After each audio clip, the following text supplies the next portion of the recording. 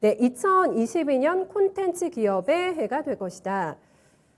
네, 올해 주식시장의 주도권은 누가 잡을 것인가 눈치 게임이 상당히 치열합니다. 증권가에서도 나름의 뷰를 가지고 오늘 섹터 보니까 추천이 좀 많이 나왔는데요. 후보군으로 서용한 전문가는 컨텐츠 쪽을 지금 보고 있습니다.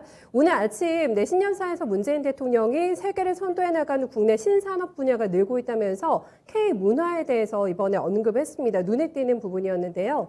BTS부터 오징어 게임까지 해서 지난해 정말 세계인들의 마음을 사로잡으면서 이 문화 콘텐츠가 새로운 성장 동력으로 부상하고 있는데요.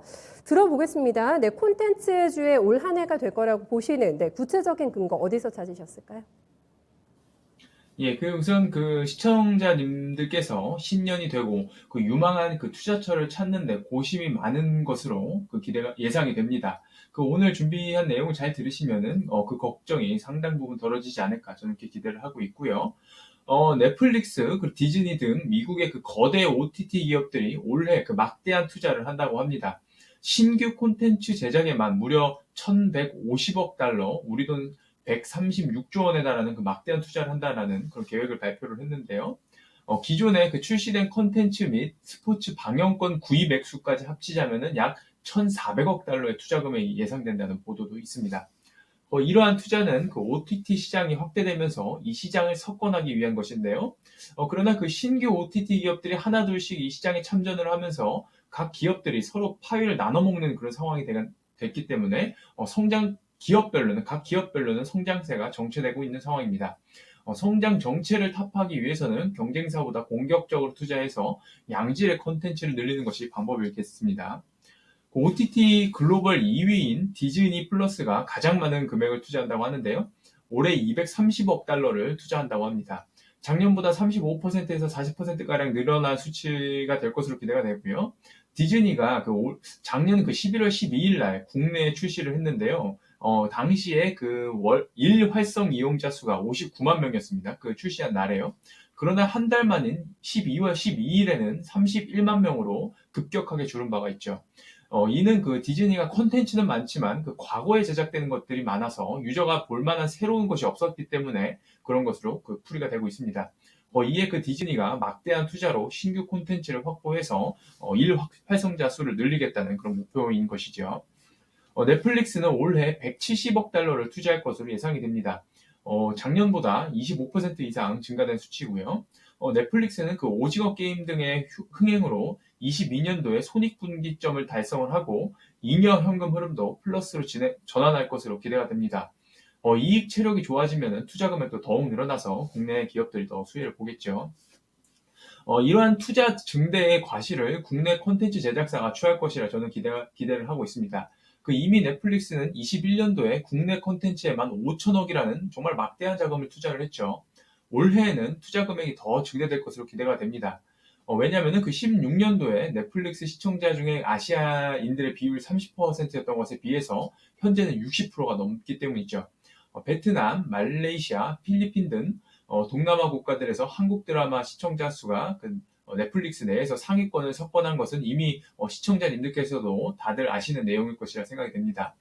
OTT 업체는 과반수가 넘는 유저의 수요를 충족시키기 위해서는 한국에 투자를 할 수밖에 없는 것이고요.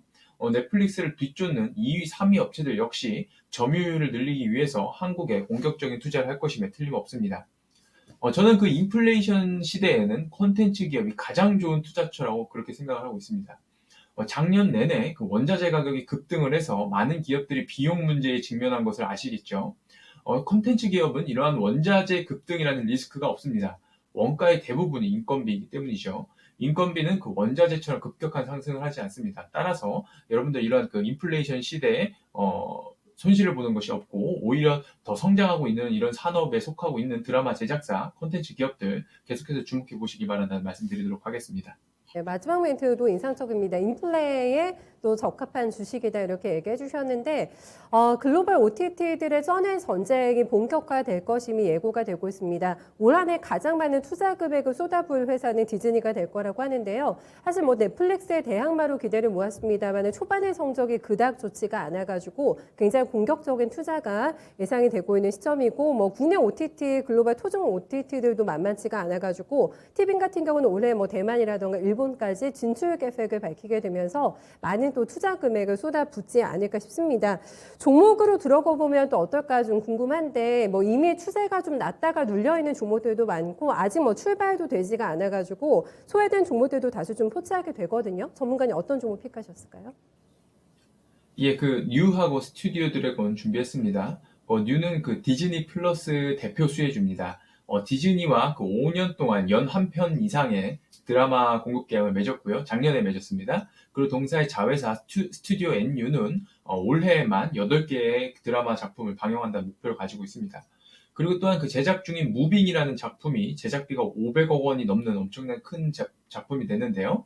이 제작비가 많은 만큼 동사의 실적에도 크게 기여를 할 것으로 기대가 됩니다. 앵커님께서 말씀해 주신 대로 최근에 크게 올랐다가 다시 하락을 하면서 저점을 다졌는데요. 여전히 그 전고점 대비 상당히 낮은 주가이기 때문에 매수하시는데 상당히 부담이 되지 않는 그런 구간으로 저는 보고 있습니다. 그리고 그 다음에 스튜디오 드래곤입니다. 스튜디오 드래곤은 뭐 명실상부 국내 드라마 콘텐츠 대장주라고 할 수가 있겠습니다. 오늘 좀 상승폭이 좀 크고 있네요. 섹터가 좋아진다고 하면은 스튜디오 드래곤 같은 대장주가 가장 먼저 반응을 한다는 것은 시청자님들께서도 모두 다 아시는 그런 내용일 것입니다. 올해는 스튜디오 드래곤이 넷플릭스와 재계약이 있는데요. 증권가는 19년도에 맺은 판가 대비 10%에서 15% 이상 더 스튜디오 드래곤이 받아갈 것으로 그렇게 기대를 하고 있습니다. 이 계약을 통한다면은 신작 드라마의 그 계약 그 금액도 높아질 것이고 그리고 구작에 대한 계약액도 높아질 것이기 때문에 동사의 실적에도 상당히 기여를 할 것으로 기대가 되고요. 역시 스튜디오 드래곤 역시 크게 상승을 했다가 저점을 다지고 다시 상승을 하고 있는 구간이기 때문에 현재 매수하시기에도 상당히 좋은 그런 상황이라고 보여집니다. 아마 이번 연휴 동안에도 뭐 즐길 만한 OTT가 없을까 물색하시면서 집에서 뭐 좋은 뭐 작품들 많이 시청하시지 않았을까 싶은데 스튜디오 드래곤과 뉴가 네, 포착하게 됐다고 합니다. 올 한 해 어떤 또 퍼포먼스를 보여주게 될지 네, 중 종목에 대한 기대감 저희도 함께 좀 가져가 보도록 하겠고요.